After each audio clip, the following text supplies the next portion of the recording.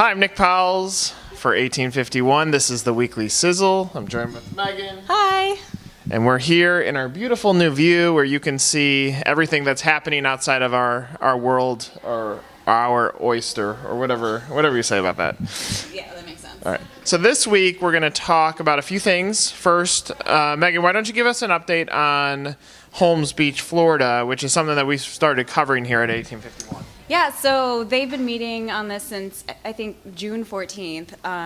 The city has proposed a moratorium to essentially ban franchises from coming into the area because there had been a lot of complaints from local business owners that were feeling that these chains coming in were sort of disrupting the vibe of their coastal town, but also creating competition where they didn't want to see it. So, there's a little duplication of, ice cream shops or coffee shops. And so they pretty much said that we want to put a 6-month ban on franchises from coming in. So during that time, they can essentially figure out what they want to do to kind of create a little more restriction on what they allow to come into the city. And so after 6 months, for example, they may require that franchises have certain signage, or their roofs might have to have a coastal vibe to it so that it fits the aesthetic of the town.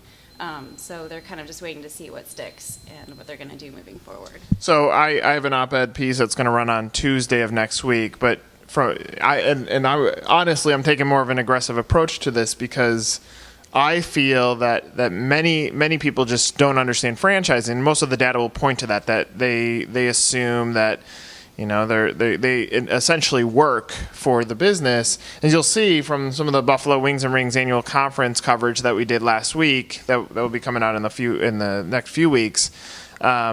These guys it's locally owned and operated, but my take is very aggressive. When you're listening to folks within the community talk about why they're doing this, do you understand it, or do you still feel it's a lack of education? I think from what I understand from talking to the chairwoman of the commission, on their end, it was more about protecting the charm of their community and less of an attack on franchises. But still, I think there is that misunderstanding that when you see a McDonald's, that it's just this big faceless corporation behind it and not a local business owner.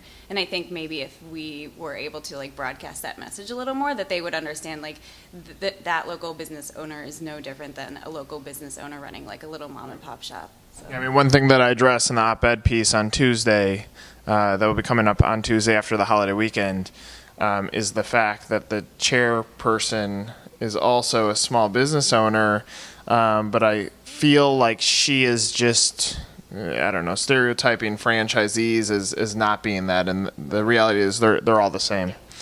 So the other coverage you'll see, if you want to go to buffalowingsandrings.1851franchise.com, you'll see our coverage from the conference. We had the ability and the privilege to talk with many franchisees, suppliers about what franchising is, to try to tell the narrative about what their perspective was prior to getting into franchising. So that's coming on the horizon. The trending story on 1851, at least as of this morning, was Buzz Brands, how to take consumer data and translate it into actionable insights. That story seems to be trending. The whole focus on data and how it relates back to marketing and franchising continues to be a hot topic. And then, Megan, if you just want to give some insight, because today is the first day of our new issue, what's our issue and what should our readers expect? So we're taking a look at veterans and franchising. The article that ran today is sort of kicking off a longer series of profiles that we're doing that are featuring different veterans, from Sport Clips, Mosquito Joe, Right at Home. We have a bunch in there. And basically the key message that we're finding here is how when people leave the military, they're often they come equipped with the skills that you need to be successful in a franchise, just because you're very used to following a system and know how to work with a team. So that's great. So veterans and franchising, obviously a great way to kick off the holiday weekend. For Megan, I'm Nick. Have a great holiday weekend, everyone, and we'll talk to you next week. Take care.